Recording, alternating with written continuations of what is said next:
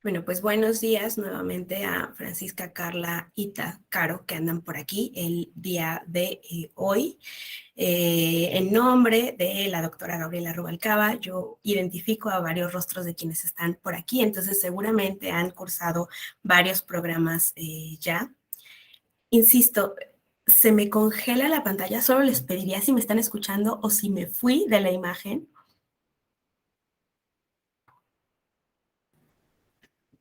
Oh, está bien. ¿Sí? ¿Está bien? Ok, eso entonces es un tema de mi equipo, lo voy a ignorar por unos minutos. Continúo.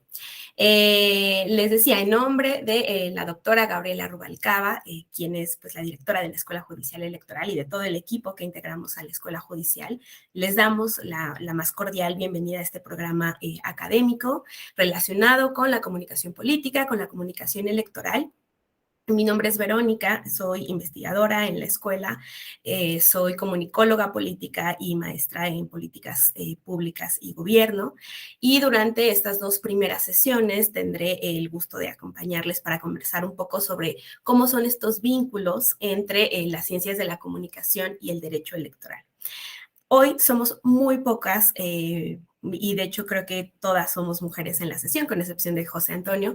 Entonces, les voy a compartir algunas reglas que, insisto, como identifico que ustedes ya han tenido algunos otros programas con nosotros, seguramente ya conocen, pero como es la primera sesión, siempre es más sencillo recordarlas para pues, sentar las bases para el resto de las y los compañeros que van a estar acompañándolas durante este módulo.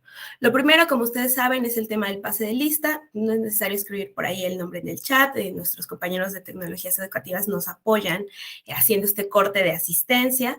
Les pediría también, si en la medida de lo posible sus redes se los permiten, que nos apoyaran manteniendo su cámara encendida para que podamos tener una mejor interacción. Y entiendo que en caso de que tengan algún problema o algún inconveniente con la conexión, pues pueden apagarla, pero les pediría que en ese caso me apoyaran quizás con el micrófono, siempre teniéndolo ahí muy a la mano, porque sobre todo en los módulos, en este y en el siguiente, bueno, en esta sesión y en la siguiente, vamos a interactuar un poco al respecto de qué es la comunicación y cómo se va construyendo en conjunto, ¿no? Y por último, el tema de los materiales de consulta. Ustedes saben que la forma de aprobar estos programas, este diplomado, es también con un trabajo final. Entonces, por ahí en nuestra página web, en el apartado de materiales de consulta, están el temario completo, pero también las presentaciones que ustedes van a tener oportunidad de revisar en cada sesión con las y los profesores. Y entonces, en caso de que quieran acceder a ellas, está por ahí cargado en el micrositio para que también puedan ir preparando este trabajo final. Bueno, entonces vamos a entrar a la materia como tal. Les voy a compartir por acá una pestaña, que es esta.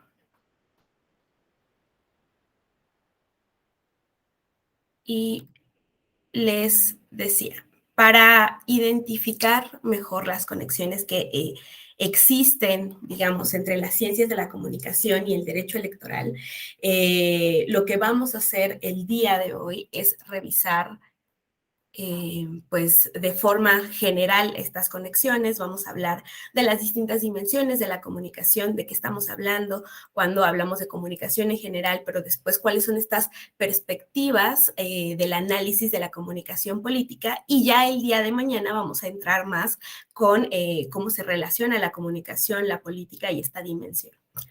Entonces, me gustaría preguntarles, para ustedes, ¿qué es la comunicación? ¿Qué entienden por comunicación en general? ¿Quién se anima? Si quieren pueden escribirlo también en el chat en caso de que tengan por ahí problemas con el micro, eh, para que podamos ir armando la definición juntas.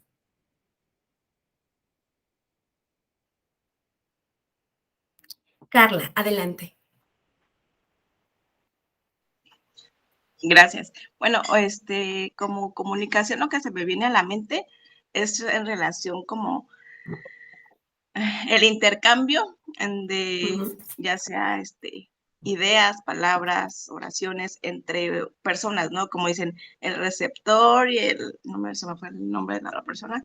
Entonces es eso, ¿no? Principalmente es hacer llegar una idea a otra persona para que la pueda entender. Para mí eso sería como la comunicación. Perfecto. Muchísimas gracias, Carla. El emisor y el receptor. Por ahí el otro que te faltaba. Ita o Francisca, ¿ustedes qué opinan? Para ustedes, ¿qué es la comunicación? Bueno, ¿me escuchan? Sí, te escuchamos bien, Francisca, adelante. Ok, para mí la comunicación pues es la manera en cómo nos tenemos que comunicar, o sea, es la forma en que pues tenemos que hacer vaya, es la forma en que nos tenemos que comunicar con la otra persona, ya independientemente del tipo de información que queramos hacerle llegar, pero es el medio en el que nos usamos para comunicarnos. Muchas gracias, Francisca. Ita, ¿tienes alguna definición distinta o algún comentario que quieras hacer al respecto? Alma, ¿verdad? Alma, sí.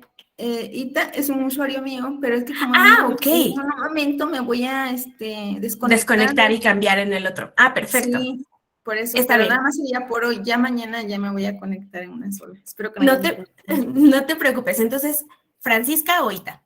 Te puedo, o sea, mi pregunta. Francisca, perfecto. Está bien. Muy bien. Entonces, continuamos. A ver, cuando hablamos en general de la comunicación, nos decía Carla, ella lo enfoca más en el proceso o en el acto comunicativo tal cual, y por su parte, Francisca nos habla más quizás del medio.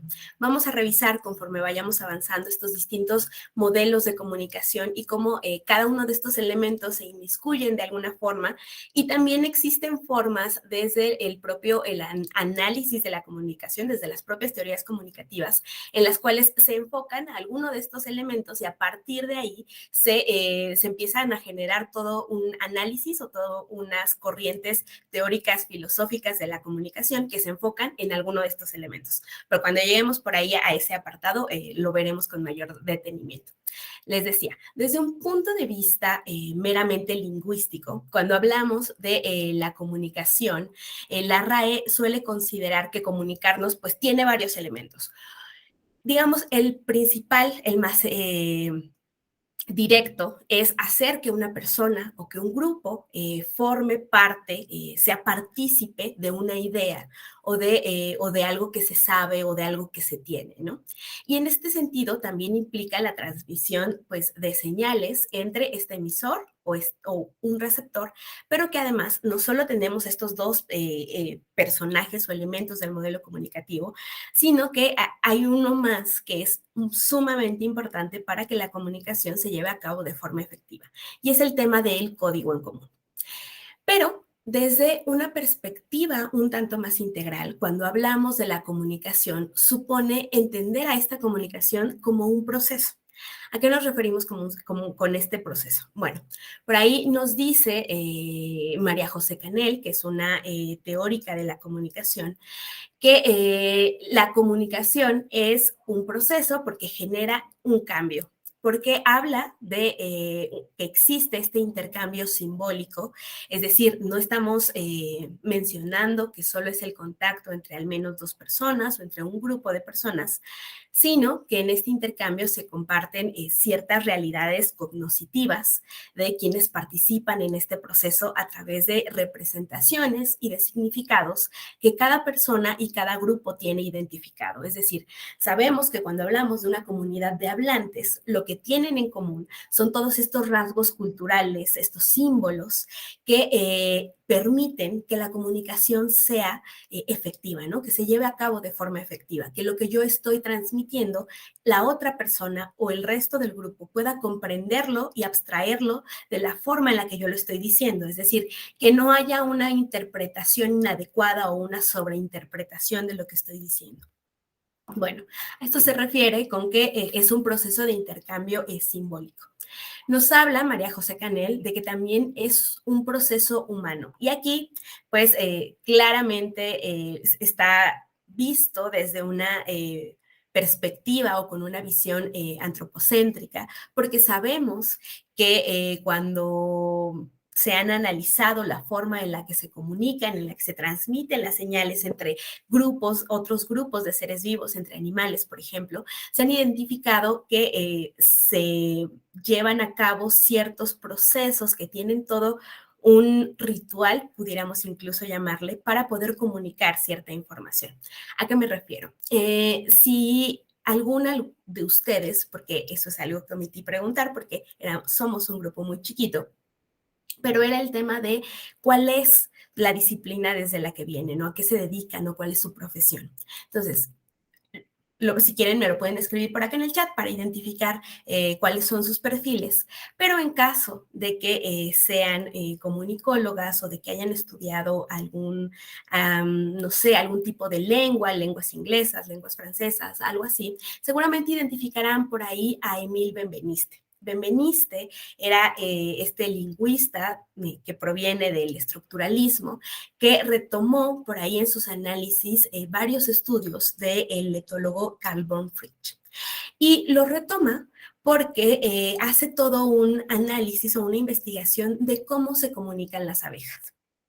Cómo el comportamiento de las abejas, en realidad lo que está denotando, lo que está demostrando es que existe una comunicación entre la abeja recolectora, que es quien tiene que ir e identificar fuentes de alimentos, flores, ciertos espacios, y entonces traer esa información, transmitir esas señales al resto del panal, y entonces sí, que el resto de las abejas puedan acudir a ese espacio para tener este suministro de alimento, ¿no?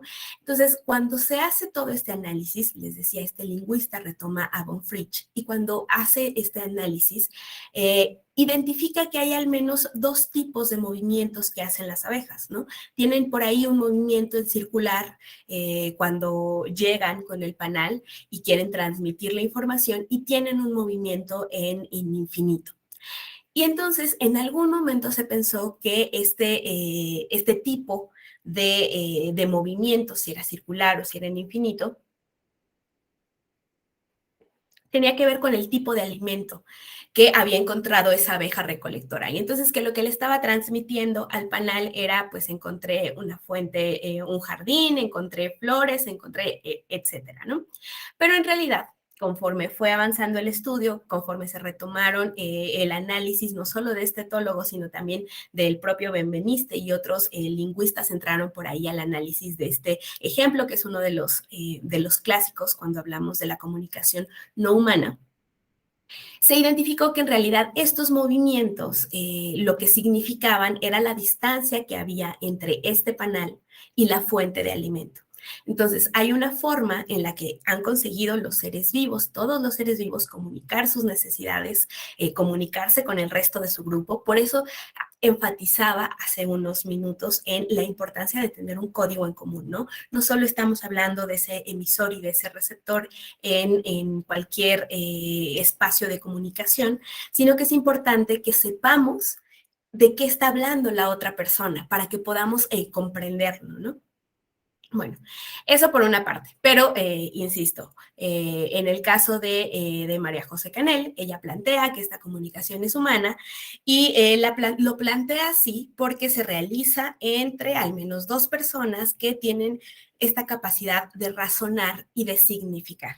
Y de significar en el entendido de estamos utilizando ciertos símbolos a los cuales les vamos a dotar de un sentido en concreto, y entonces cuando veamos ese signo, ese símbolo, en unos minutos más vamos a hablar de este signo lingüístico, vamos a saber que eso que está ahí significa algo, ¿no?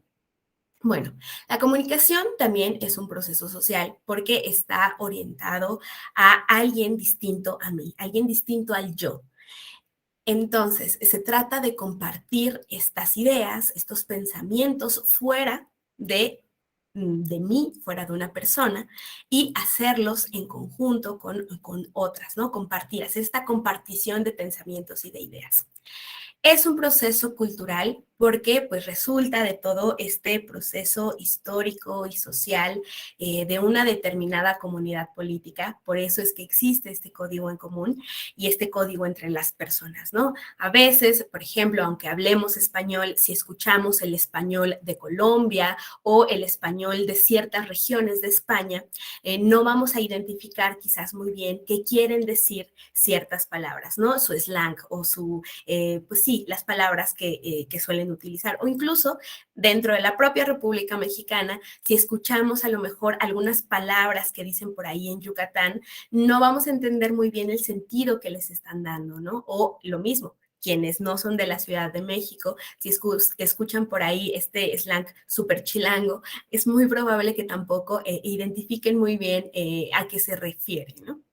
Entonces, por eso es un tema cultural y que obedece a este propio desarrollo histórico de las comunidades. Y por último, nos dice Canel que es un proceso transaccional. ¿Y a qué se refiere con esto? A que lo que sucede es que se expresa y se interpreta algo, es decir, quienes están participando en este proceso de comunicación transmiten pistas, códigos, información y a su vez el receptor de esta información, quien está retomando estos datos, lo que hace es interpretar el mensaje y a partir de la comunicación verbal y no verbal de quien lo está expresando, entonces identifica también la intención que busca este mensaje. Y cuando vamos quizás un poquito más allá, identifica qué es lo que pretende que se responda a partir de ese mensaje, ¿no? Ahora, por estos elementos que veíamos de cómo entender a la comunicación como un proceso, es que este filósofo, Merleau-Ponty, suele hablar de que la comunicación es la construcción de un entendimiento en común con otra persona, ¿no? Como ustedes saben, cuando hablamos de la palabra cognición, que viene de este latín cognoscere, pues significa conocer. Y entonces supone esta facultad que tenemos para procesar la información por todos los sentidos, no solo pues cuando escuchamos la información o cuando vemos la forma en la que está gesticulando una persona o la comunicación no verbal de una persona, sino esta abstracción de información por todos los sentidos y a través de esta percepción. Y entonces esta experiencia implica el lenguaje, implica la memoria, implica toda una serie de elementos y por ello es que decimos que cuando hablamos de comunicarnos no es la transmisión simple de un mensaje, o aunque sí, aunque esa es la definición más pura, más clara, más sencilla del acto de comunicarnos, en realidad hay toda una serie de elementos que a veces nos pasan inadvertidos cuando hablamos del acto comunicativo, ¿no? Este encuentro de al menos estos dos planos cognitivos que crean a partir de este intercambio, a partir de hablar del pensamiento, un tercer plano en común. ¿Y cómo se consigue esto? Pues bueno, básicamente a través del lenguaje, a través de las palabras y de los signos lingüísticos. Les decía que es importante entender a la comunicación como un proceso cultural y de tener este código en común, porque este signo lingüístico del que les voy a hablar ahora es esta unidad mínima de la comunicación. Está compuesto por al menos 2 o 3 elementos, dependiendo de los autores a los que recurramos. El primero que retomó o que planteó esta visión del signo lingüístico es Ferdinand de Saussure. Entonces tiene con él 2 elementos este signo lingüístico. Y a lo que se refiere es, ustedes pueden ver por acá el significado y el significante. El significante es la imagen acústica, es decir, es el sonido de cada letra articulado que en conjunto nos llevan a este significado. ¿A qué me refiero con este sonido? Pues tal cual, al sonido que hacemos al pronunciar la palabra árbol, ¿no? Como estas letras tienen un sonido específico que en conjunto nos llevan a la palabra árbol. Y cuando yo estoy diciendo árbol, seguramente o están viendo la imagen que tenemos por acá en pantalla del significado, o se están imaginando un árbol, el que sea, el que ustedes quieran. Pero a esa idea a la que nos está llevando precisamente este significante es a la que apela Ferdinand de Saussure cuando plantea el tema del signo lingüístico. Es decir, ustedes, yo, podemos escuchar una palabra y de inmediato asociarla con una imagen en nuestra mente, ¿no? O traemos por ahí a nuestra mente algo que está fuera, que es real, que hemos identificado, ese árbol que podemos ver, por ejemplo, a través de nuestra ventana o al salir de nuestra casa. Eso es lo que viene a nuestra mente. Y por eso es que para hacer un poco más comprensible este tema del signo lingüístico, ya con Richards y Ogden, ellos introducen el tema del referente cuando hablamos de este signo. Tenemos el significante, que es esta imagen acústica, cómo se escucha la palabra, cómo identificamos que se escribe también la palabra. El significado, que es tal cual el concepto, a qué es a lo que está apelando ese significante, y por otro lado tenemos ese referente o esa cosa real a la cual está refiriéndose este signo lingüístico. Entonces, les decía, si, por ejemplo, estamos en una comunidad de hablantes o cuando estamos aprendiendo otro idioma, a veces ya identificamos la palabra, la forma en la que se escribe, la forma en la que se pronuncia, y es que hacer este vínculo entre la forma en la que se escribe y se pronuncia de forma indudable nos lleva a identificar cuál es el significado, cuál es este concepto, ¿no? Pero si es al revés, por eso les decía el ejemplo de si estamos aprendiendo otro idioma y sabemos que yo en español ubico un árbol, pero no tengo muy claro cómo se dice en alemán, entonces no hemos hecho este vínculo para el signo lingüístico. Por eso la importancia de este código en común, ¿no? De poder entenderlo y comprenderlo. Y que además, o sea, es la parte mínima principal cuando hablamos de la propia comunicación. Si no tenemos un código en común con el resto de las personas, con el resto de los hablantes, no vamos a poder transmitir, vamos, se va a transmitir la idea, sí, pero no va a haber una comprensión adecuada. Y además, cuando hablamos de la comunicación, lo veremos un poco más adelante, pues siempre o casi siempre se apela a una acción por parte de la persona receptora, ¿no?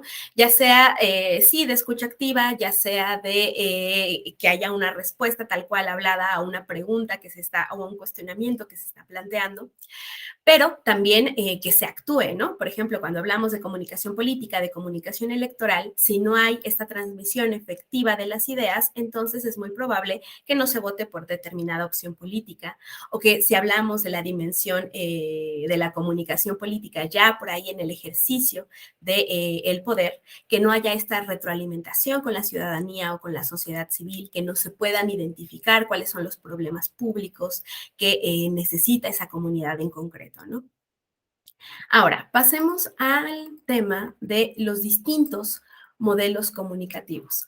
Para el análisis de la comunicación, para entender a este tercer como mundo en común que hablábamos con Merleau-Ponty, hay distintos modelos de comunicación, desde el más básico, que era un poco lo que nos planteaba por ahí Carla al inicio de la sesión, de tenemos un emisor, tenemos un receptor y hay una transmisión del mensaje, hasta modelos en los que ya se introducen otros elementos, ¿no?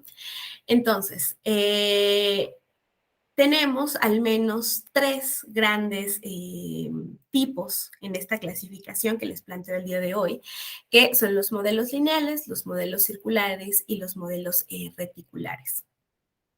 Les decía, desde los más básicos son estos modelos lineales, que lo que en realidad plantean es que la comunicación es unidireccional. Solo salen desde el emisor del mensaje, van al receptor y ya no pasa nada más. Los modelos circulares, que ya por ahí lo que hacen es introducir la retroalimentación y que plantean que pues la comunicación se puede presentar además en más de dos personas. En estos modelos lineales es como punto A, punto B, y en los modelos reticulares, que pues además son más elaborados e introducen temas de multidireccionalidad, ¿no? Incluso con el modelo circular estamos hablando de que quien es receptor en algún momento sí se vuelve emisor, y entonces ahí está retroalimentación, pero en los modelos reticulares estamos hablando de que hay distintos emisores, distintos receptores, y que todo el tiempo hay un intercambio de información y intercambio de mensajes, ¿no? Y además, pues eso implica que haya ruido, y con ruido estoy hablando de elementos que pudieran limitar la comunicación o hacer más difícil la comprensión de la información que se está tratando de transmitir. Entonces vamos a revisar poco a poco a qué se refieren cada uno de estos modelos para entender la comunicación. Y los modelos lineales son, pues además de esta visión más básica, o la razón, la causa por la que son esta visión más básica de la comunicación es porque provienen de una visión más técnica, es decir, normalmente se retomaron por ahí de temas informáticos, de temas computacionales, y entonces por eso es que se habla de transmisión de señales, todo muy lineal, punto A, punto B, a eso se refiere con esta visión, digamos, un poco más técnicas. Y lo que plantean es en realidad que la capacidad de decidir y de influir se encuentra siempre en quien está emitiendo el mensaje, mientras que quien lo recibe, este destino o este receptor, en realidad tiene una función o un papel pasivo, ¿no? Y aquí les voy a mostrar dos tipos de modelos lineales. El primero es este de Shannon y Weaver, que tiene su origen en un tema matemático.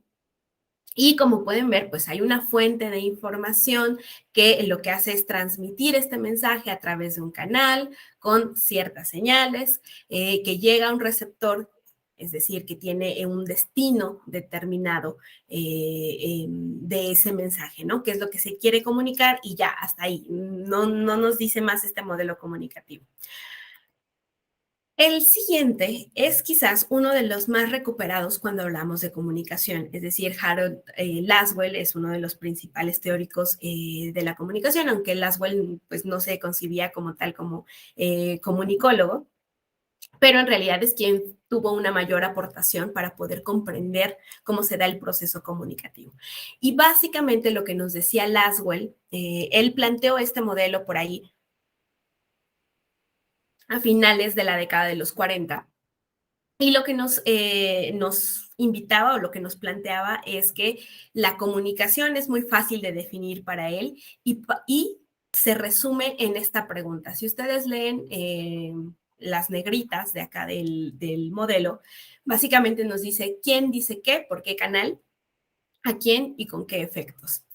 Es decir, a quién, o el tema quién, nos corresponde al emisor. Tenemos un emisor y les decía hace un rato que dependiendo de cada uno de los elementos de un modelo comunicativo, también se desprende toda una rama de teorías del análisis de la comunicación. Entonces, si estos teóricos se van a dedicar a analizar quién está emitiendo el mensaje, estamos hablando de estudios sobre el control. Si estamos hablando de qué es lo que se está diciendo, cuál es este mensaje, estamos hablando de estudios o análisis de los contenidos. Si estamos hablando del canal, es decir, un medio tecnológico, un medio formal, cuando hablamos de estos medios primarios de comunicación, simplemente el uso de la voz, por ejemplo, estamos hablando pues tal cual de estudios sobre los medios de comunicación.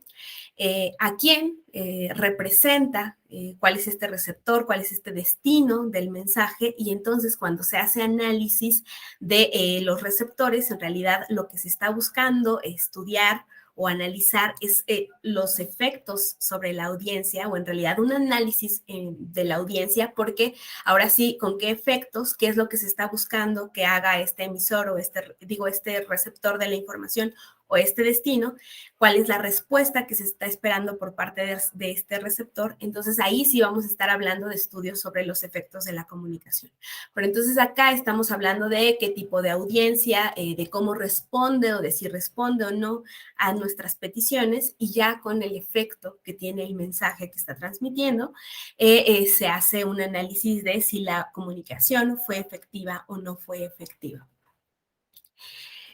Bueno, les decía, este planteamiento que hace por aquí Lasswell lo plantea por ahí a finales de la década de los 40. Y pues si bien este modelo de comunicación mantiene estos elementos claves del pasado, tenemos un emisor, un receptor, tenemos este mensaje, etcétera, introduce este aspecto relevante sobre los efectos. ¿Y por qué lo introduce? Porque ubicándonos en ese momento, les decía, el modelo es de 1948, y entonces estamos hablando del término de la Segunda Guerra Mundial, estamos hablando de, pues ya tal cual, quizás la Guerra Fría, de algunos avances o de todos estos avances y despliegue que se dio en materia de propaganda durante la Segunda Guerra Mundial, y también los avances que ya teníamos por ahí de previos, pero que tuvieron un mayor auge con la Alemania nazi. Entonces, todas estas inquietudes sobre qué tan efectivo es transmitir un mensaje con ciertos elementos, utilizar quizás la creación de algún video, o si es una imagen fija, qué elementos tendría que tener, qué colores podremos estar utilizando, cómo se presentan, por ejemplo, en estos carteles, ¿no? El color rojo, cuando estamos hablando en este cartel de la entonces URSS, no solo simbolizaría por ahí pues el color representativo de este estado, sino que pues también hay o apela al tema del comunismo, etcétera. Todos estos elementos simbólicos, de ahí retomemos la parte cultural y simbólica de la comunicación. ¿Cuáles son los efectos reales que puedes llegar a tener con esta audiencia o con las personas, ¿no? ¿Qué es lo que va a significar? Y si van a llevar a cabo estas personas lo que se está solicitando con este tipo de transmisión de mensajes, ¿no? Se introduce este elemento de los efectos y entonces se pone un mayor énfasis. A partir de que se crea este modelo de Lasswell, lo que hace Lasswell es plantear en realidad enfatiza en que la comunicación es una comunicación pasiva por parte de los receptores, es decir, el elemento activo, el elemento que tiene una mayor predominancia o importancia en el modelo comunicativo durante los modelos lineales, pero también específicamente con el tema de Lasswell, es el emisor, y de ahí la importancia de cómo se transmiten los mensajes. Y entonces el receptor simplemente pues va a recibir la información de forma pasiva y va a actuar conforme se le esté pidiendo. Y entonces, a partir de todo este carácter, digamos, pues manipulador de la comunicación o intervencionista de la comunicación, que es así como se ha planteado desde de esta visión, es que por ahí se crearon un par de teorías que a lo mejor les resuenan o han escuchado por ahí, que es la teoría de la aguja hipodérmica y la teoría de la bala mágica. Básicamente es lo mismo. Lo que nos plantean es que pues el emisor sería esta mano que sostiene la jeringa, que el contenido, el mensaje, pues es la sustancia que se va a inyectar en esa masa o en ese receptor, porque además cuando estamos posicionándonos desde esta visión, desde este modelo lineal de la comunicación, es importante que tengan ustedes en cuenta que en ese momento se concebía o se entendía que las personas que recibían los mensajes, además, era una comunicación masiva. Y entonces, pues eso, no había una personalización de cada uno de los grupos, de los intereses, no había un análisis propio de las audiencias, no había esta concepción que afortunadamente ya conforme fue avanzando el análisis de la comunicación se introdujo, de identificar que los distintos públicos, las distintas audiencias van a percibir un mismo mensaje de forma pues variada, ¿no? obedeciendo al contexto de esas personas que están recibiendo los mensajes, a su formación, a su edad, a sus intereses, a lo que les llama la atención o no, porque puede que ustedes quienes estaban planteando en ese momento los mensajes, quisieran transmitir o posicionar cierta idea, pero que por falta de interés de un determinado grupo, de una determinada persona, simplemente esa idea pasara, ¿no? O sea, es como esta información que es relevante o no relevante para nosotros, por ejemplo, ahora en redes sociales, ¿no? Hay un mar de información, estamos navegando ante demasiada, todo el tiempo una constante comunicación, y entonces simplemente hay información que nos es afín o no nos es afín y que nos pasa de largo. Bueno, es básicamente lo mismo, ¿no? Les decía, en ese momento se entendía que los receptores eran una masa uniforme, homologada, que no tenían un pensamiento único, que, bueno, vamos, ni siquiera el tema del pensamiento, ¿no? Se entendía que la masa era una masa no pensante en realidad. Y de ahí, por ahí al final de la sesión de hoy o quizá el día de mañana, dependiendo de cómo vayamos avanzando en el módulo, vamos a ver por ahí los principios de Goebbels. Y entonces, alguno de los principios de Goebbels básicamente lo que nos dice es, tu mensaje tiene que ser tan sencillo que lo tiene que comprender la persona menos inteligente de la masa. Es decir, esta idea era sumamente fuerte por todo lo que significa, pues en general, ¿no? Es sumamente fuerte. Pero bueno, lo que nos decía es, la masa es una masa no pensante, ¿no? Simplemente actúa conforme se le pide. Pero además, tu mensaje tiene que ser tan sencillo que incluso la persona que sea la más acrítica o la persona que no tenga ningún tipo, o sea, que no, eso, que no tenga un mayor análisis, que no tenga desarrollado este pensamiento crítico, tiene que comprender el mensaje y tiene que llevarlo a cabo tal cual se esté pidiendo. Bueno, la aguja hipodérmica entonces es este mensaje, esta transmisión de mensaje que se inyecta a la masa tal cual y que se entiende que la masa capta la idea y actúa como se les está pidiendo, ¿no? No hay nada más allá. Obedece a un estímulo y respuesta. Recibo el mensaje, comprendo lo que me están pidiendo, porque además son mensajes muy sencillos, y actúo tal cual se me está pidiendo, ¿no? En consecuencia, lo que estoy haciendo es básicamente responder a ese mensaje que me están transmitiendo, no más.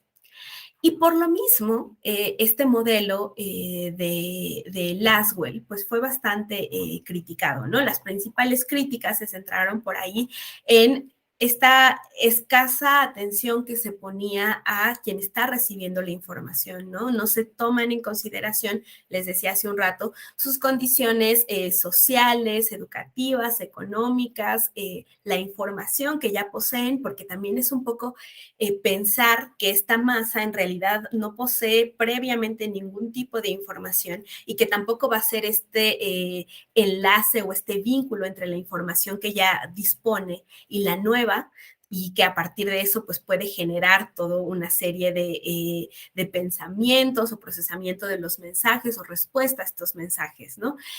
Entonces, esa es una de las principales críticas que se dan a este modelo de Laswell. La segunda se relaciona con la ausencia de retroalimentación. Es decir, en tanto este modelo está planteado como un modelo de estímulo y de respuesta, en realidad, pues no se espera que haya un diálogo, no se espera que haya algún tipo de retroalimentación, mucho menos debate. Y entonces este también es uno de los elementos que se le critica mucho a Laswell. Y el tercero es esta visión de un público que es un público pasivo, que es un público uniforme, ¿no? Relacionado con este primer punto, ¿no? No se toman en cuenta otros elementos y además se está planteando que quien está recibiendo los mensajes los recibe de la misma forma. No importan sus condiciones, sino que siempre lo va a recibir y va a actuar en consecuencia.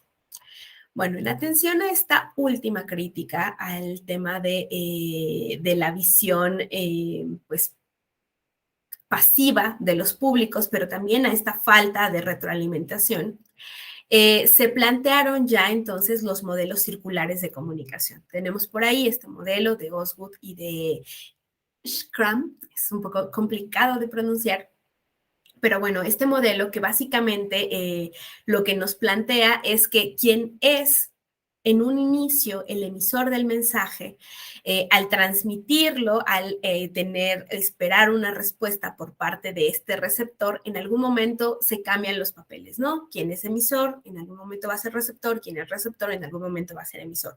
¿Y cómo se da esta codificación de los mensajes, esta interpretación de los propios mensajes? Y aquí también estamos hablando de un tema de comunicación efectiva, es decir, si la forma en la que yo estoy transmitiendo mi idea realmente es funcional para que la otra persona o el otro conjunto de personas puedan comprenderla y actuar con base en lo que yo les estoy solicitando, ¿no?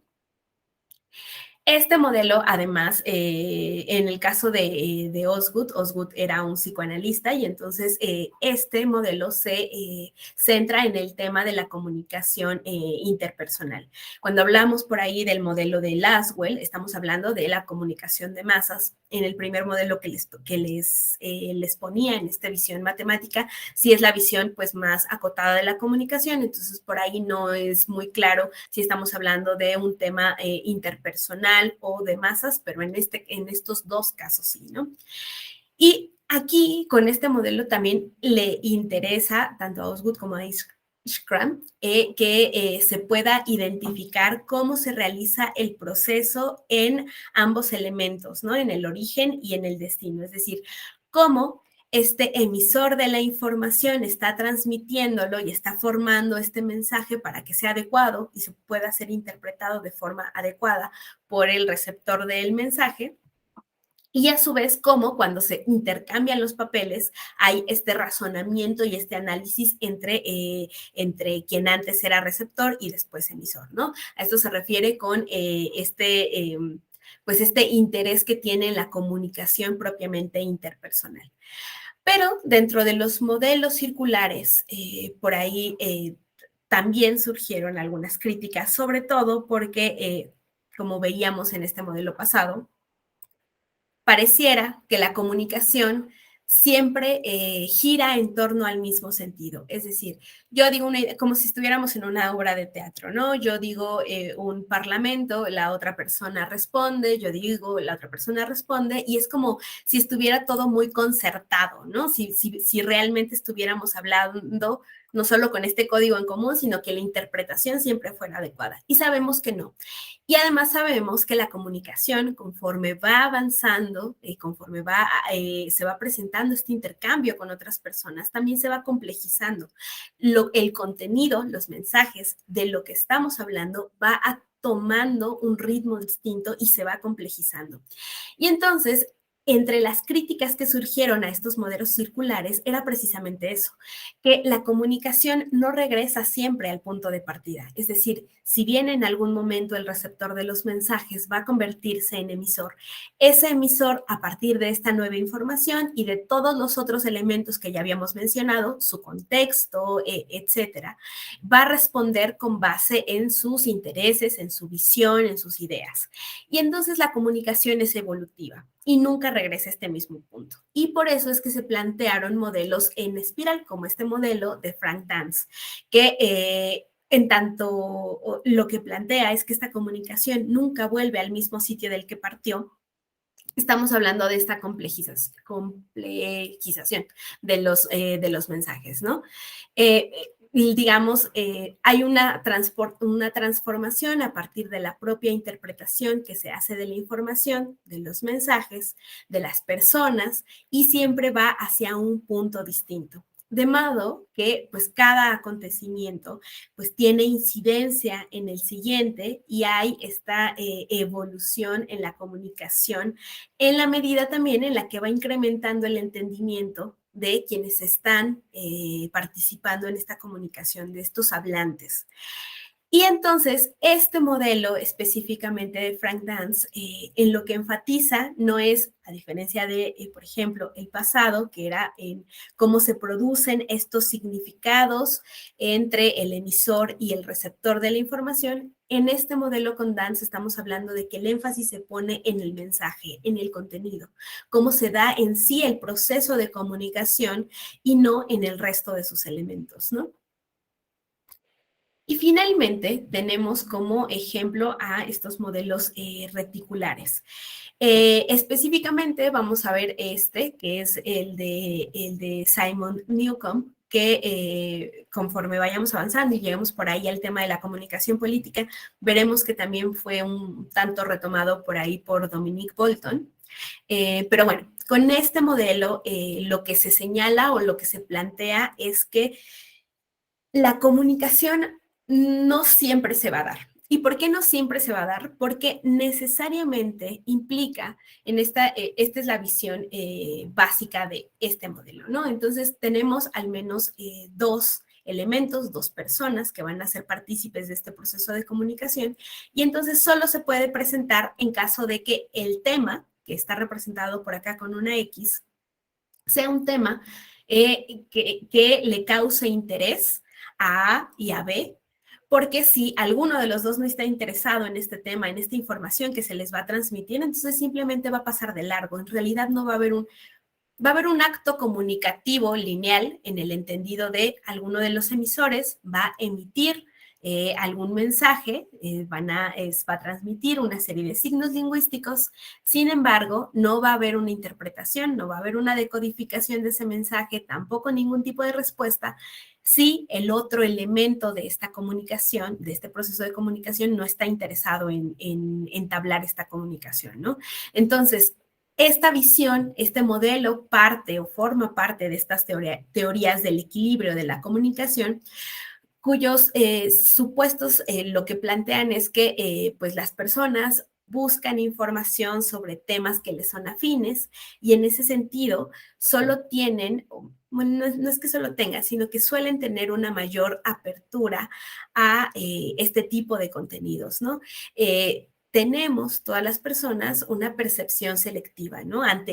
Insisto, ante este mundo de información del cual disponemos, no solo desde la parte analógica, sino también digital, pues tenemos esta percepción selectiva y podemos identificar solo estos temas que nos son afines o que son de nuestro interés y a partir de ello entablar realmente un acto comunicativo. Y por el mismo papel que tienen los mensajes, que se dan en este tipo de comunicación es precisamente que se refuerzan estas ideas ya preconcebidas que teníamos, ¿no? Un ejemplo muy claro y como más cercano, al menos en nuestro día a día, es estas llamadas burbujas informativas o cajas de resonancia, ¿no? Cuando hablamos de redes sociales y de Internet.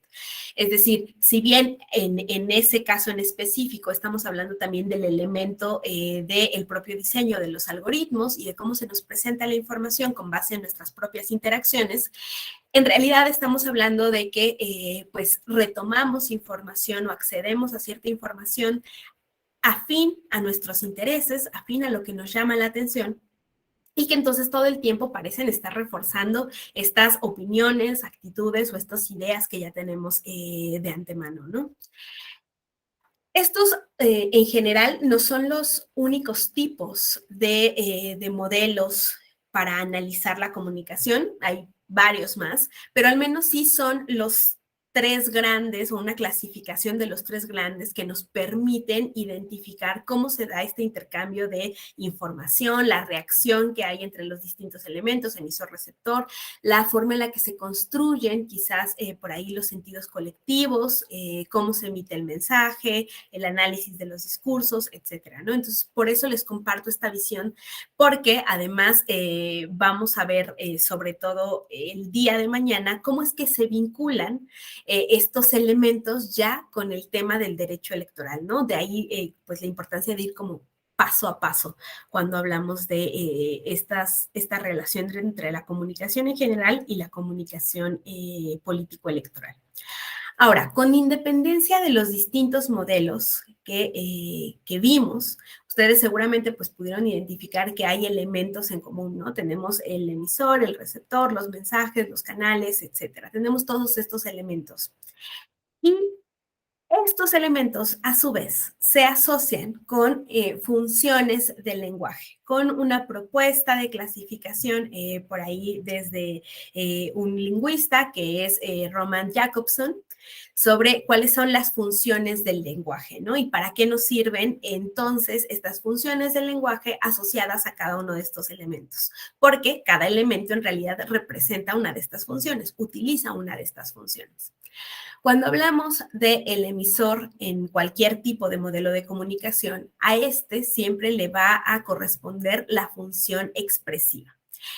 Y esto porque es la que pues dota de subjetividad al proceso de comunicación, ¿no? Quien emite el mensaje lo hace a partir de sentimientos, de estados de ánimo, de actitudes, de ideas, de toda una serie de información de la que dispone y que lo que buscan es influir o incidir de cierta forma en el resto de las personas que están escuchando esta información o viendo esta información, ¿no? Entonces les imprime cierta emotividad y características al mensaje. Al receptor, por su parte, le corresponde la función apelativa, ¿no? Porque pues se centra en que quien está recibiendo este mensaje, quien es el receptor o el destino de este mensaje, tiene que responder o reaccionar de cierta forma, ¿no? Al contenido que se le está compartiendo. La función poética de Jakobson corresponde al mensaje. Y que, pues sabemos, esta es una función estética, sí, o sea, pero no solo estamos hablando de que la transmisión del mensaje sea lo más adecuada posible, sino que pues obedezca y respete las reglas sintácticas, etcétera, para poder para que esta comunicación realmente sea efectiva, ¿no? Estamos hablando de esta función estética, sí, pero no solo la forma en la que está planteado el mensaje no solo tiene que ser una forma bonita, por llamarlo de alguna forma, ¿no? Sino que tiene que respetar todas estas reglas de esta comunidad de hablantes en específico para que entonces quien va a interpretarlo realmente comprenda lo que está queriendo decirnos, ¿no? Y esto pasa por ortografía, gramática, etcétera. Luego, la función fática o la función de contacto se relaciona con el canal. ¿Por qué se relaciona con el canal? Porque lo que hace es centrarse en identificar o verificar que existen condiciones adecuadas para la interlocución entre estos dos elementos del proceso comunicativo, entre el receptor y entre el emisor. Entonces, sirve sí para iniciar una conversación, pero también para mantenerla y también para especificar, dar a entender y que la otra persona le quede muy claro que terminamos nuestra comunicación, ¿no? Hasta aquí quedó y llegamos a determinados acuerdos. Esto es la función fática del lenguaje. Y por último, la función pues metalingüística se relaciona básicamente o se centra en el código, ¿no? Es decir, se usa para la propia transmisión de los mensajes, el lenguaje, para poder explicar y comunicar. Es decir, de ahí el tema de que sea la función metalingüística. Ahora, en cuanto a la clasificación que hay de los tipos de comunicación, estamos hablando de que pueden ser, una disculpa porque estoy un poco resfriada y se me va la voz.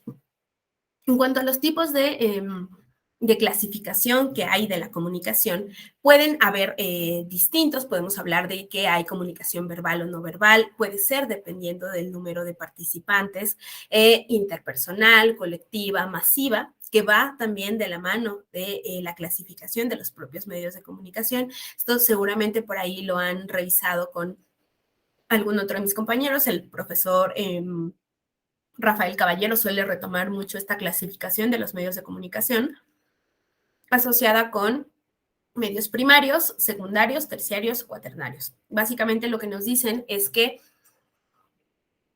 la comunicación, permítame un segundo.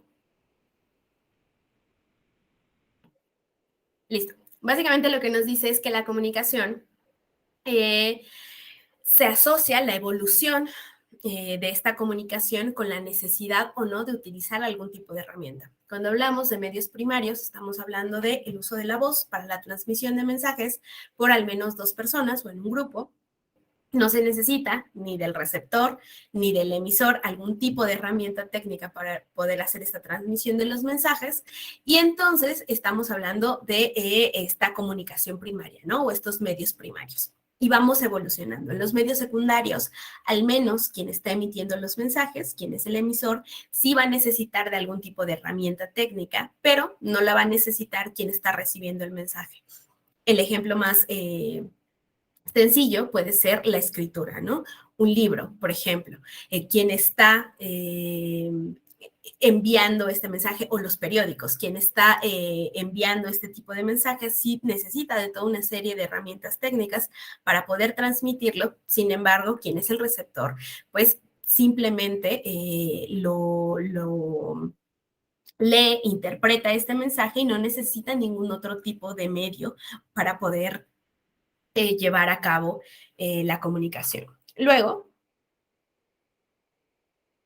cuando hablamos de los medios terciarios, estos implican que tanto quien está emitiendo los mensajes como quien los está recibiendo va a necesitar, sí, ya una serie de herramientas técnicas para la transmisión de la información.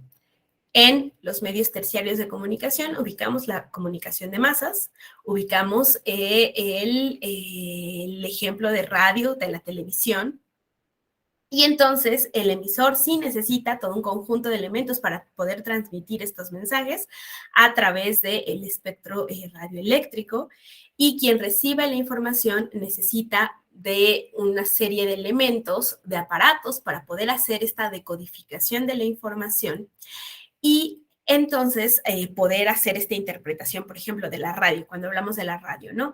Se emiten los mensajes, la voz a través del espectro radioeléctrico, y necesitamos de un aparato que hagan esta modificación de las señales a voz y podamos comprender por parte de los radioescuchas lo que se está queriendo transmitir. Y finalmente, cuando hablamos de los medios cuaternarios, se relaciona también con pues la propia evolución, con el tema de la retroalimentación, y entonces sí, ambos elementos van a poder van a necesitar más que poder, van a necesitar herramientas técnicas para poder llevar a cabo esta comunicación, pero a diferencia de los terciarios o de los medios de comunicación masiva, ya va a existir una retroalimentación inmediata, ¿no? Por ejemplo, cuando hablamos de radio y de televisión, habrá quien pueda decir que sí existe retroalimentación porque se ponen a disposición de las personas ciertos medios o ciertas vías para comunicar su respuesta a algunas preguntas, no sé, teléfonos o correos electrónicos, mensajes de celular, etcétera. Sin embargo, no hay una retroalimentación inmediata. Y que exista un medio adicional no significa que, pues, por parte del propio medio haya esta retroalimentación, pero que además que vaya realmente a ser retomada esta información, ¿no? Cuando hablamos de los medios cuaternarios que se relacionan con el Internet, con las redes sociales, etcétera, la comunicación es una comunicación en 2 vías, es inmediata, y aunque pudiera quizás ignorarse por ahí alguno de los mensajes que se está transmitiendo, en realidad el propio medio de comunicación pone a disposición de las personas pues todos estos elementos para que se lleve a cabo la comunicación de una forma más adecuada, ¿no? Entonces, básicamente, la evolución o los distintos clasificaciones relacionadas con el número de participantes en el modelo de comunicación se relaciona también con la propia evolución de los medios de comunicación en general. Y además hay tipos de comunicación de acuerdo a los fines, ¿no? Pueden ser una comunicación informativa, social, comercial, política, etcétera. Y de acuerdo con esta clasificación, con la clasificación por su fin, vamos ya al tema de la comunicación y la política. Aquí es como vamos a ir vinculando. Y entonces, veo que ya tenemos a algunas caritas más en la sesión. Les preguntaría si quieren dejarlo en el chat o abrir el micrófono, como ustedes gusten. Para ustedes, ¿cuáles son los fines de la política? ¿Qué podemos entender por los fines de la política? ¿Qué buscamos con la política? ¿Quién se anima a compartirnos?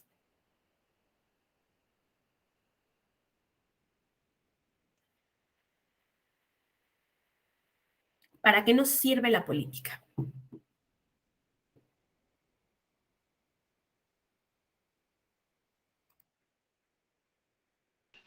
Bueno, Adelante, Francisca.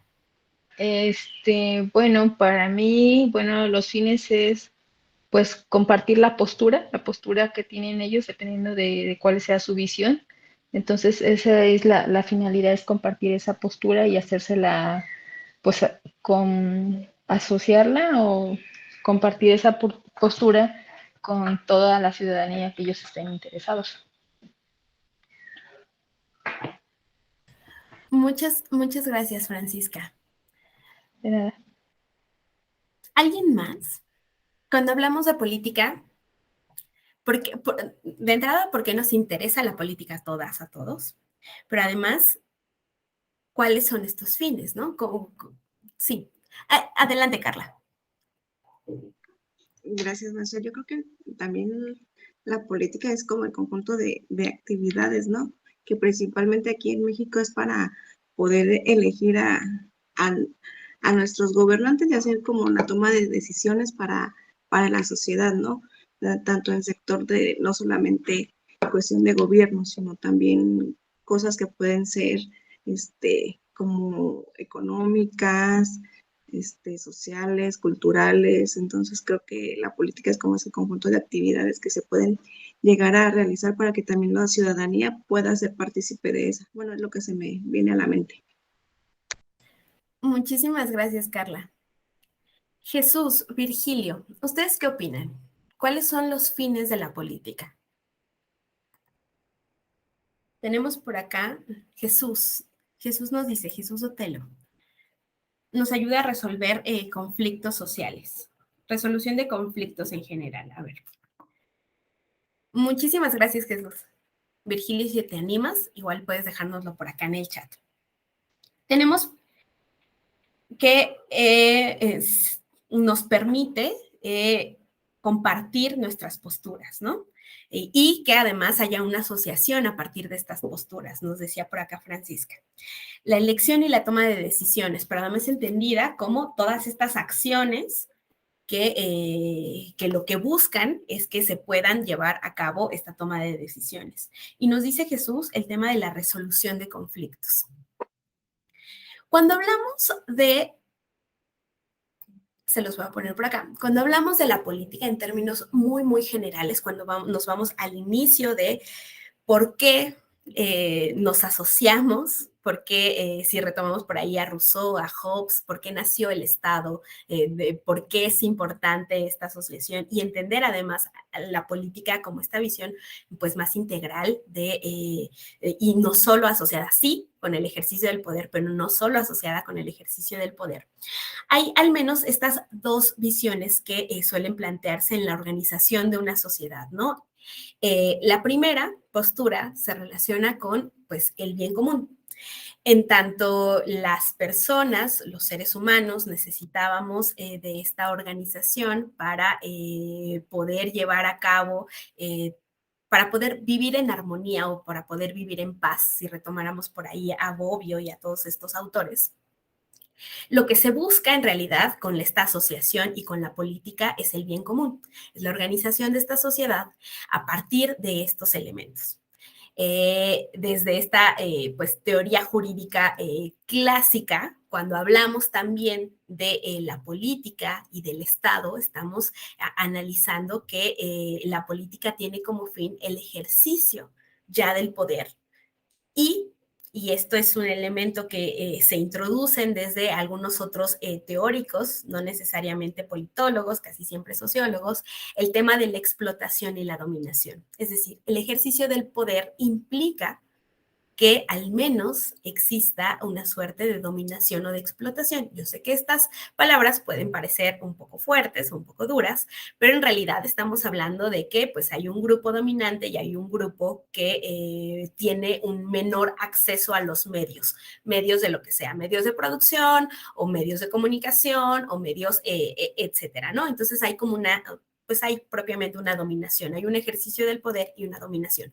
Esto, claramente, yo sé que el doctor José Ramón Narváez me estaría regañando en este preciso momento, porque, pues esto visto desde una visión súper occidental, ¿no? Cuando hablamos del ejercicio del poder en comunidades indígenas, en pueblos y comunidades indígenas, estamos hablando de este poder, de este ejercicio del poder, o al menos, por ejemplo, por ahí si retomáramos el caso de las propias comunidades zapatistas, estaríamos hablando del mandar obedeciendo, ¿no? Y entonces este ejercicio del poder, pero sí retomando lo que el resto de la comunidad quiere llevar a cabo, cuáles son los intereses, cuáles son estos problemas y estas decisiones que se tienen que tomar, un poco como nos decía por acá Carla hace un momento, y entonces en conjunto de esta asamblea se subiría este elemento, se retomaría este elemento y ya quien esté en condiciones en ese momento en la asamblea, quienes sean,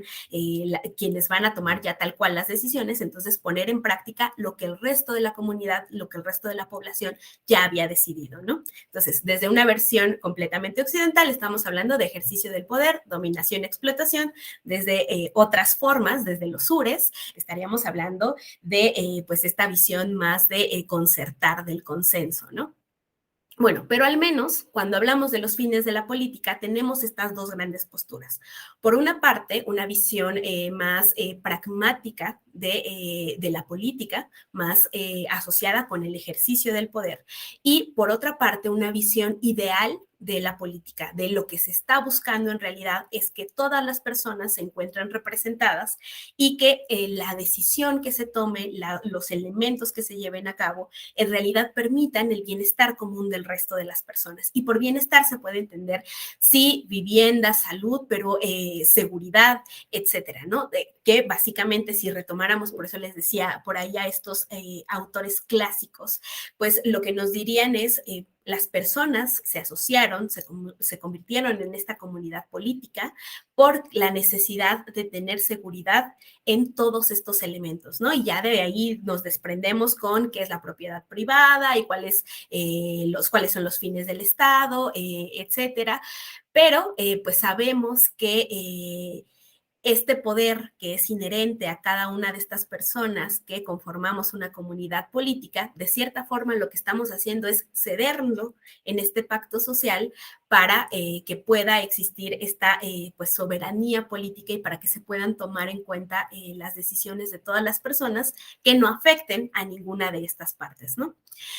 Entonces, cuando hablamos también de este tema de la explotación y la dominación desde esta visión occidental, les decía, yo suelo retomar mucho a Bourdieu y a Foucault. ¿Y por qué los retomo a ellos? Porque ellos nos van a servir como este puente para el tema de la comunicación. Es decir, lo que se busca con la política desde esta segunda postura es poder acceder a cargos o poder acceder a espacios de toma de decisiones, ¿no? Y entonces se va a acceder a estos espacios a partir de pues el propio juego de discursos. ¿Por qué del juego de discursos? Bueno, por una parte, para Pierre Bourdieu, el poder en realidad es esta relación de fuerzas que siempre va a existir para la imposición de significados. Existen todas las personas, tenemos elementos que nos definen, que nos permiten pues es nuestra postura, nuestra ideología ante la vida. Y entonces lo que dice Bourdieu es que la comunicación y la política de la mano nos van a permitir que se posicionen determinados significados en el discurso público, ¿no? En el espacio público. Les decía hace un rato, para quienes por ahí no alcanzaron a integrarse en esa parte de la sesión, que cuando hablamos de la comunicación se plantea que al menos dos grandes planos cognitivos entren en diálogo para la creación de un tercer plano, ¿no? Para que podamos tener este tercero en común.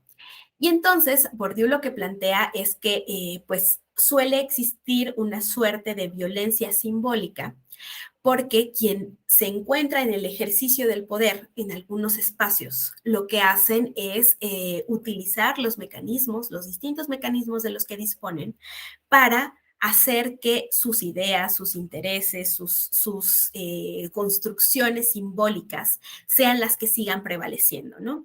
Y de esta forma, pues, se ganan un mayor número de adeptos, pero además se intenta o se empuja la idea de que ese grupo que se encuentra en el poder pueda permanecer por más tiempo, ¿no? Y en este sentido, un poco lo que Foucault nos dice, Michel Foucault nos dice, es que el poder, pues el poder no es como, no es como que como en las películas, ¿no? No es que yo tenga el poder en las manos, el poder en realidad es algo que se ejerce, ¿no? ¿Y cómo se ejerce el poder? Bueno, para Foucault en realidad se ejerce a través de la represión. Y específicamente él lo plantea con la fuerza del Estado, con el sistema penal, con la represión entendida así, ¿no? Desde una visión como más ligera, pero también con los códigos, con los valores, con las prácticas de una sociedad que pues son impuestas por las élites, ¿no? O desde las élites. Por ahí Foucault, en Arqueología del Saber, lo que hace es pues resaltar la construcción de lo que se entiende o lo que debemos de entender las personas por científico versus la filosofía, ¿no? Y cómo, lo que nos plantea por ahí es cómo se ha hecho esta separación o esta diferenciación tal cual entre lo que se tiene que entender por científico y lo filosófico, dando como resultado que en esta suma de valores lo filosófico se construya de forma discursiva como que pesa menos, versus cuando hablamos del discurso científico, en realidad estamos hablando de una visión hegemónica, incuestionable, y cómo precisamente esta construcción de este saber científico nos ha permitido tomar decisiones a nivel colectivo, a nivel público, que estén orientados que estén orientados para que ciertos grupos permanezcan o no permanezcan en el poder, utilizando como elemento, como argumento, como base, este saber científico. ¿Por qué la importancia de cómo se construye discursivamente esto? Porque de cierta forma lo que se apela es que pues lo científico es incuestionable, ¿no? Entonces, si se toma una decisión pública con base en esta construcción de este discurso, entonces pareciera que tiene un sustento, que tiene un argumento per se que no puede ser cuestionado por las personas y que por la forma en la que fue argumentado, entonces siempre va a ser la mejor opción para el resto de las personas, ¿no? Este juego que se va haciendo de significados y de discursos, lo que tiene detrás precisamente es poder mantener a ciertos grupos en el poder. Y cuando hablo de ciertos grupos, estoy hablando, pues eso, en los casos específicos, en las comunidades políticas en específicas, que pues cada uno podremos identificar. Pero bueno, aquí, en este elemento, dentro de este contexto de, tenemos por un lado bien común, por el otro lado el ejercicio propiamente del poder y cómo la comunicación, toda la parte simbólica y cultural nos permite que sean ciertos discursos los que se inserten en el espacio público y no otros, y que a partir de ello se vaya dando esta pugna entre las personas o grupos para que algunos sean los que se posicionen. Aquí es en donde se inserta la comunicación, porque pues promueve que determinados significados sean los que se prevalezcan, ¿no? Sean los que se identifiquen en determinada comunidad.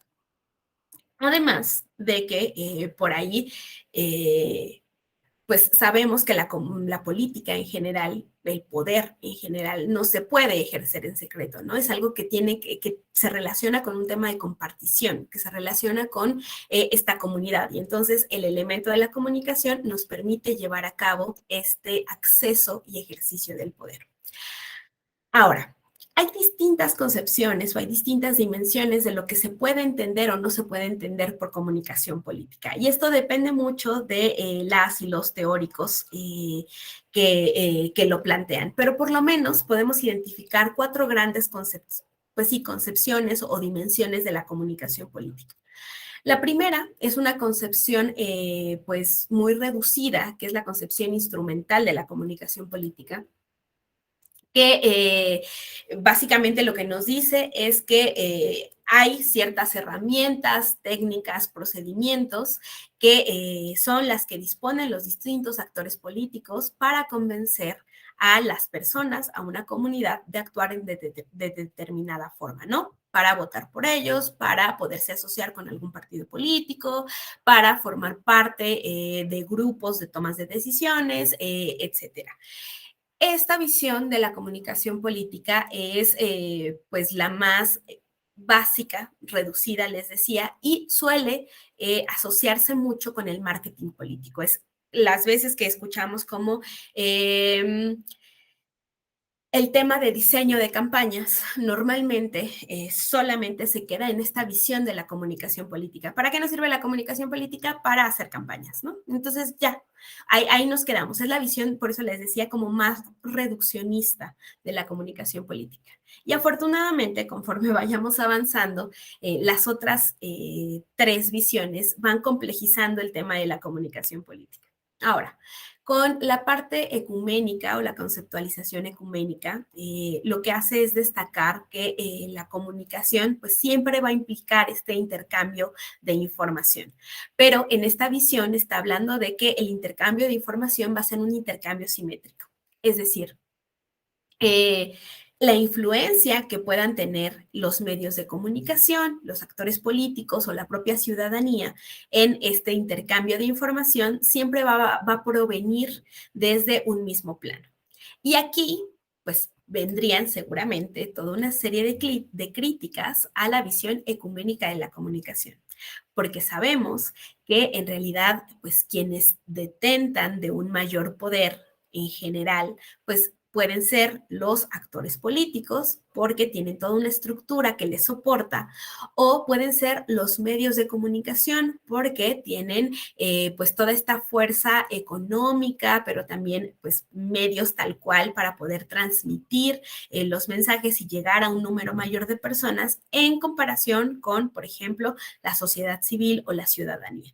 Entonces, desde esta visión lo que se plantea es que teóricamente todos los elementos del proceso de comunicación tienen el mismo peso y la misma incidencia e influencia en determinar los problemas públicos quizás que se tienen que ir atendiendo. Sin embargo, pues sabemos que ya en la práctica en realidad no estamos hablando de un mismo peso, ¿no? No estamos hablando de este intercambio realmente simétrico de la información, porque pues de entrada, por ejemplo, desde la propia ciudadanía no hay un acceso completamente abierto a la comunicación, a los medios de comunicación, o dependiendo de los contextos sociales y políticos del Estado o de la comunidad de la que estemos hablando, es probable que quizás la propia administración pública no tenga instaladas las vías adecuadas para poder escuchar a su ciudadanía, ¿no? Y entonces, simplemente en el acceso ya no hay ni siquiera una forma de que esta información o que este intercambio se dé de forma simétrica.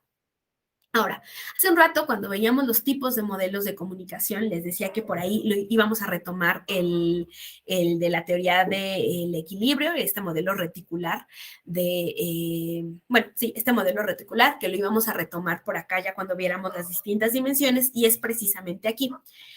Creo, sí, no puse el diagrama de Bolton, pero es básicamente el que ustedes veían en pantalla hace rato con el triángulo.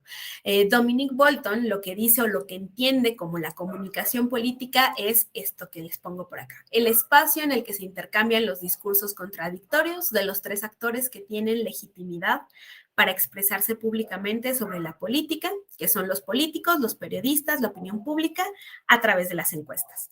Y es importante que tengan en consideración esta definición de Bolton, porque normalmente cuando hablamos de comunicación política se suele recurrir muchísimo a Dominique o a...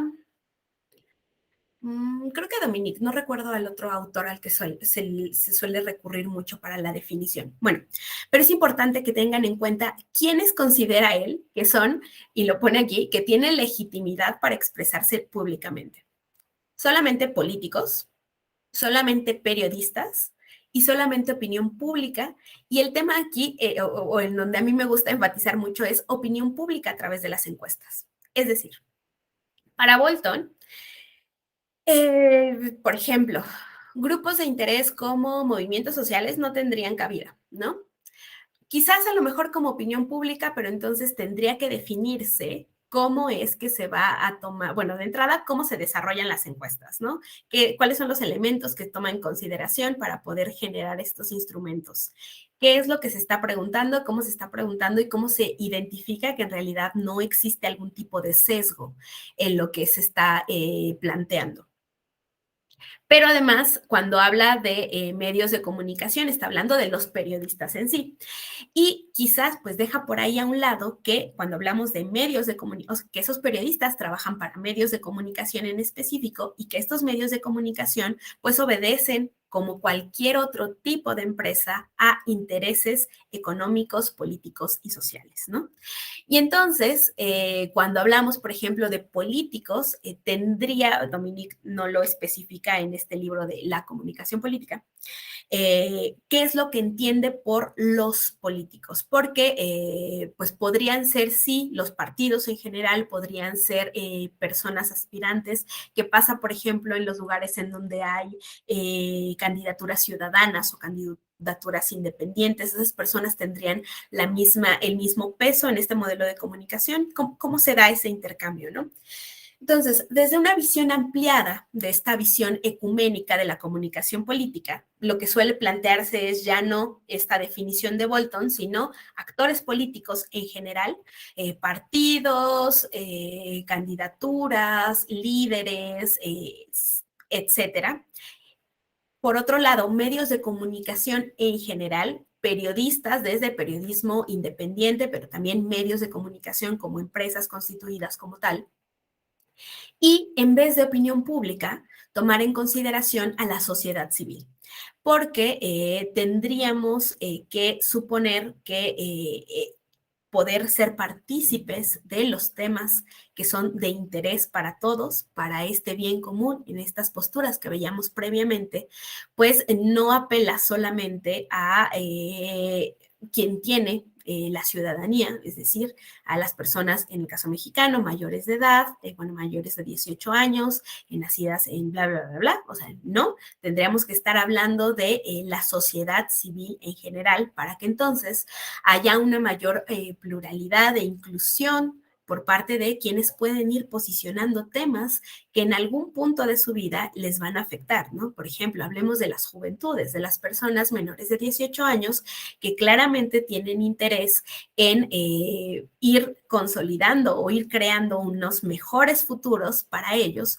pero que pueden no ser tomadas en cuenta cuando estamos hablando de ejercicios dirigidos solamente a la ciudadanía, ¿no? Porque les falten 3, 4, 5 años, pero que durante esos 5 o 6 años puede haber planes de gobierno o planes en general de toma de decisiones para la implementación de políticas públicas que les pudieran afectar y que sus voces en realidad no estén siendo escuchadas y que tampoco desde la otra parte en donde pudieran existir canales de representación en las distintas cámaras, en la de diputaciones o en el Senado, que tampoco existe este tipo de representación de estos grupos, ¿no? Entonces, ¿qué pasa ahí? O con las infancias, lo mismo. Bueno, de ahí la importancia de tener en cuenta que es importante, digamos, ampliar un poco más el espectro de este modelo de comunicación de Bolton y plantearlo como actores políticos, medios de comunicación y sociedad civil en general. Ahora, después de esta visión y de que a pesar de que la ecuménica, les decía, plantea que hay esta simetría en el posicionamiento de los temas, pasemos a la visión competitiva. La competitiva se relaciona un poquito, sí, con esta primera visión instrumental que veíamos, la asociada con el marketing electoral, etcétera. Sin embargo, en esta visión estamos hablando tal cual de la lucha explícita por el control de las representaciones colectivas. Es decir, por acá Jay Bloomberg lo que plantea en realidad es que hay toda una competencia por identificar cuáles son los discursos que se transmiten en el espacio público, cómo se inciden en estos discursos y también por controlar lo que dicen las personas y el mensaje de esta opinión pública, ¿no? Un poco retomando por ahí a Bolton, cuando hablamos de esta opinión pública, pues en realidad estamos hablando de una cierta mayoría, ¿no? De qué es lo que dice esa mayoría. Pero también sabemos que existen otros análisis, por ejemplo, hay por ahí una teoría, que es esta teoría de la espiral del silencio, que nos plantea que en realidad cuando estamos en un grupo con personas, en tanto a las personas nos gusta sentirnos parte de este grupo, pertenecer, tener esta pertenencia a los distintos grupos, en realidad no vamos a decir lo que nos interesa o nuestra percepción real de ciertos temas si identificamos que el grupo en el cual nos estamos desarrollando en ese espacio, eso que nosotros estamos pensando está mal visto, ¿no? Y entonces por eso se le llama o se le denomina espiral del silencio, porque en realidad en la parte grande de esta espiral, el discurso que está predominando es lo socialmente aceptado en ese grupo. No necesariamente la verdad, no necesariamente la opinión mayoritaria de las personas, sino lo que el resto de las personas considera que es lo correcto. Entonces, de ahí la importancia de, desde esta visión competitiva, plantear cómo se da el control de los discursos en los espacios públicos, porque lo veremos con el tema de los principios de Goebbels. En realidad, pues esto nos sirve mucho para el posicionamiento de las ideas, de los discursos, ya en la comunicación política y electoral, ¿no? Pero bueno, ahora, por último, tenemos la concepción deliberativa de la comunicación política. Y con esta, digamos, es la visión más integral de la comunicación. ¿A qué me refiero con esto? Con la visión competitiva, sabemos que, bueno, que en general, cuando hablamos de comunicación, cuando hablamos de la transmisión de información por parte de los medios de comunicación, lo que prevalece o lo que suele prevalecer y utilizarse es un tema de agendas, ¿no? Desde las teorías de la comunicación tenemos esta agenda setting, que lo que hace es retomar ciertos elementos, ciertos temas, que son los que se propone que se planteen en el espacio público y que además tienen que ver con un tema de encuadre. ¿Por qué de encuadre? Cuando hablamos de, pensemos, de la basura, del tema de la basura en general, porque ahora creo que está pasando la basura en la colonia. A ver, cuando hablamos de la basura, el enfoque que se le da en los medios de comunicación puede ser, o el encuadre que se le da puede ser de distintos tipos. Podemos hablar de el medio ambiente, podemos hablar de reutilizar ciertos elementos o podemos hablar de cómo no se está haciendo un procesamiento adecuado de los distintos residuos orgánicos o inorgánicos y cómo puede tener una afectación en determinada población. Por ejemplo, no sé si han escuchado todos estos o visto estos documentales de el tema de la ropa, de cómo sobre todo Europa, Estados Unidos, sobre todo toda la parte del norte del mundo, suele enviar a América Latina y a la India y al sur, o sea, como todo el norte envía al sur estos residuos que para ellos consideran como ropa pasada de moda, pero que en realidad muchas veces pues es ropa que las tiendas no pudieron vender, pero que simplemente ya no se va a poder reutilizar. que los tipos de materiales ya no dan para más y entonces los envían a toda esta parte del planeta. Y entonces, por ejemplo, en América Latina, es que no recuerdo exactamente la ciudad, hay un espacio en el que se le llama como la isla de la ropa, ¿no? La pueden buscar así en Google. Y que básicamente lo que dicen es, pues llegan todos los barcos, bajan tal cual estos contenedores con muchísima ropa y los tiran y los abandonan, ¿no? Y entonces, como estos residuos inorgánicos están afectando a la dinámica de las poblaciones cercanas a ese lugar, ¿no? Porque habrá sí quien se acerque para intentar tomar algún tipo de esta ropa para poder hacer uso de ella o para poder venderla, pero que en realidad pues estamos hablando de que se está contaminando el agua, que se está contaminando el espacio, que hay esta perspectiva o esta visión como de botaderos o de basureros de otros estados y otros países en estas regiones, ¿no? Entonces les decía, cuando hablamos de un tema, siempre va a depender del encuadre que le demos. Bueno, en la visión deliberativa de la comunicación política, en realidad lo que hace es subrayar en el tema del diálogo y del consenso, ¿no? En el compromiso compartido que tienen todas las personas o todos los actores que forman parte de esta comunicación política para la atención de los asuntos públicos. Y esta, pues, dimensión suele ser, o no suele ser, es la más integral, es por ello, digamos, la más compleja y también es la más relegada por lo mismo de la comunicación política. Normalmente cuando nosotros escuchamos el término comunicación política lo asociamos con marketing, ¿no? Simplemente estamos hablando de qué herramientas, qué mecanismos, qué instrumentos se utilizan para que una persona o un grupo pueda acceder al poder. Pero no sabemos o no se nos comparte Desierto de Atacama, de Chile. Muchas gracias, Ita. Sí, bueno, a mí me gusta escuchar muchos podcasts. Hay un episodio dedicado a este tema en El Hilo, en Spotify. Si tienen oportunidad de escucharlo, que habla precisamente de este desierto de Atacama. Muchas gracias por compartirnos.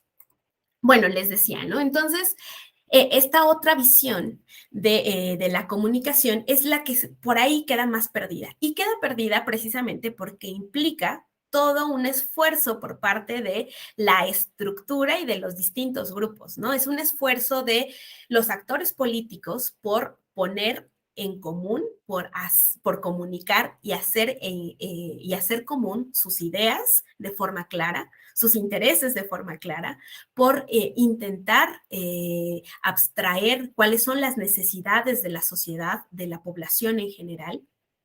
Hay pues puede ser una desidia también de la sociedad civil y de la ciudadanía de informarse, pero también de comunicar sus necesidades y que no es un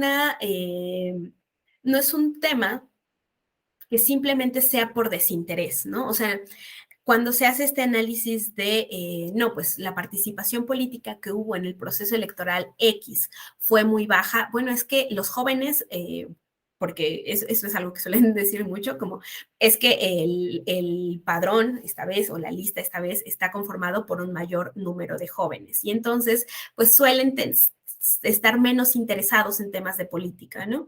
Pero en realidad pues hay todo un discurso detrás que va sosteniendo esta idea de que a las juventudes no les interesa la política, aunque podríamos revirar diciendo que quizás habría un mayor interés si realmente repercutiera lo que suelen comunicar, si se retomaran sus discursos de otros espacios para la construcción de decisiones públicas, ¿no? O si realmente hubiera un resultado por parte de estos grupos de decisiones de los partidos políticos, de los distintos actores políticos, en el que realmente se tome en consideración a las juventudes, ¿no? Entonces, bueno, es este desinterés que a veces está asociado con la ciudadanía o con la sociedad civil, pues tiene un origen, tendríamos que analizar por qué se está presentando y cómo se puede cambiar para que realmente haya un mayor compromiso por parte de todos los actores, pero también pues implica, por ejemplo, dedicar recursos de tiempo, económicos o financieros de los propios medios de comunicación para poder funcionar realmente como un puente entre la ciudadanía y los partidos políticos, o de los propios partidos políticos con quienes están tomando decisiones, etcétera, ¿no? Entonces, esta visión de la comunicación deliberativa en realidad, pues se asocia tal cual con el ideal del deber de la política, ¿no? De la construcción de acuerdos a partir de la representación, sí, con base o con estas miras de un bien común y por ello es que suele ser tan relegada cuando hablamos de comunicación política, ¿no? Ahora, con estas distintas visiones de comunicación, déjenme salgo por acá, es más fácil.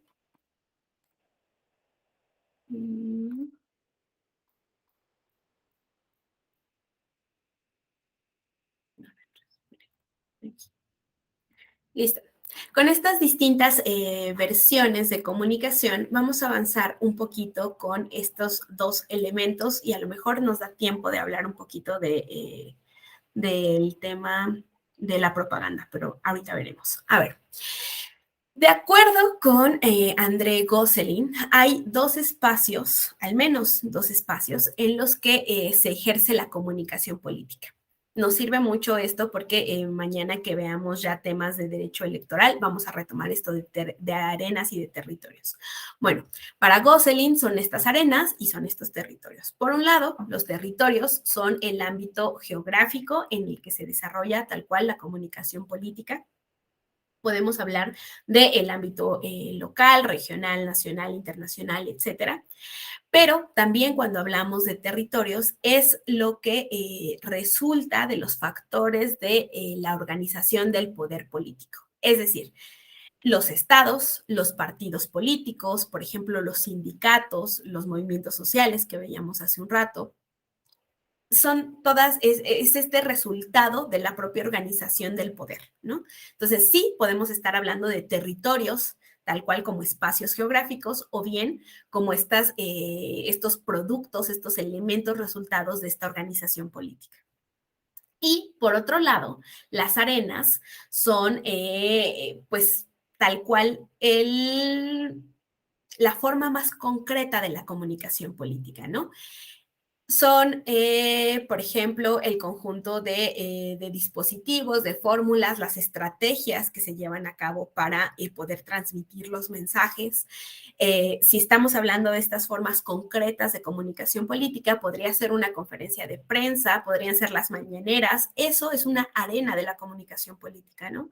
Mientras, por ejemplo, el partido X es un territorio de comunicación política, es decir, es este resultado de la organización de la sociedad, de una comunidad política en el cual se toman decisiones, se analiza, se debate, etcétera.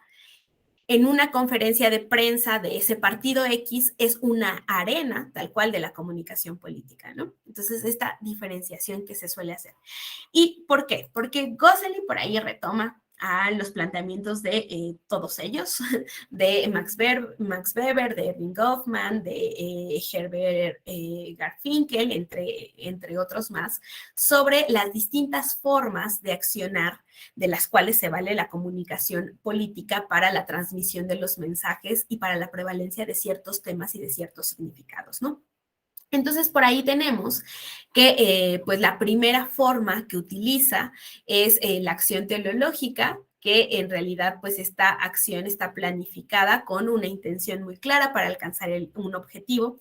Esto lo veremos un poquito más adelante cuando hablemos, bueno, mañana, cuando hablemos de qué es la propaganda y por qué no es publicidad o cómo se diferencia cualquier tipo de comunicación de la propaganda en sí, o sea, cuáles son esos objetivos, por qué no podríamos decir que cualquier tipo de mensaje emitido por un actor político es ya tal cual propaganda. Entonces, cuando analicemos ahí es como entrar en este tema, la acción teleológica.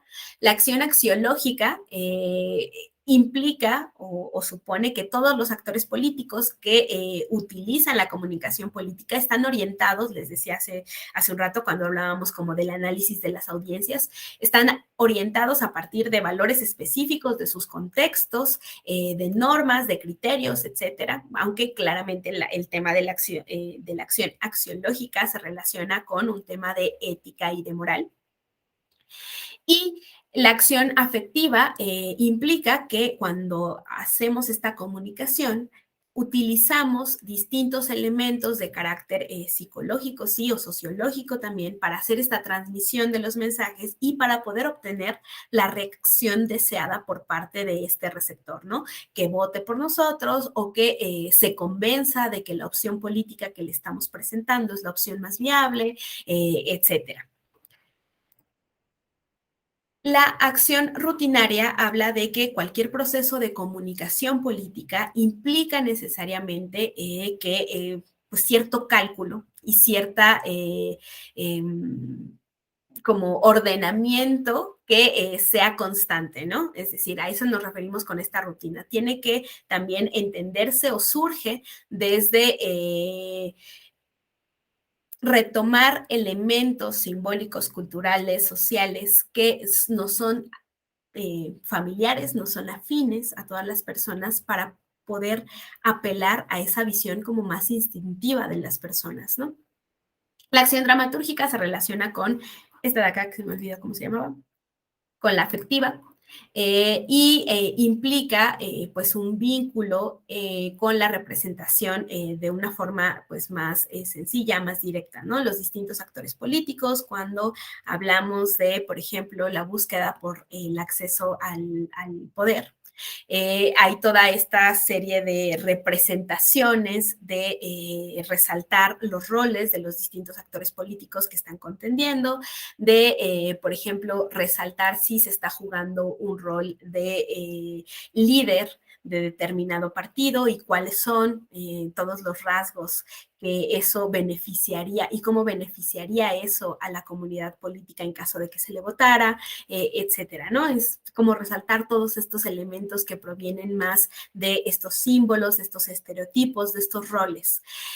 Y por último, la propia acción comunicativa de la acción política, pues lo que busca es poner en común estas ideas, ¿no? La interacción, el diálogo entre las distintas partes para que la comunicación realmente sea efectiva. Se retoman todos estos elementos que veíamos ya de los distintos modelos de comunicación para, ahora sí, con un fin político o electoral, dependiendo del momento en el que estemos hablando, de donde nos ubiquemos en la comunicación política, que se pueda acceder, por ejemplo, al poder o ya en el ejercicio del poder. Y entonces, en la práctica hay dos grandes ramas de la comunicación política. La primera es el acceso tal cual al poder público, la representación de intereses. Para esto nos sirve la comunicación política, para poder, como ciudadanía, como sociedad civil, y poner en el espacio público las cosas o los elementos que nos llaman la atención, que merecen y que pensamos que merecen la atención pública. Y por otro lado, tenemos ya el ejercicio del poder y la administración pública. Esto es importante porque a veces cuando hablamos de la comunicación política hay quien no solo creo que es basado precisamente por ello, en el que identifican la comunicación política solo como marketing electoral o solo como marketing político. Y en tanto lo identifican así, entonces la comunicación política simplemente me sirve para acceder a un puesto de elección popular, ¿no? O para un espacio de toma de decisiones. Sin embargo, también la comunicación política es fundamental y es importante ya en el ejercicio del poder.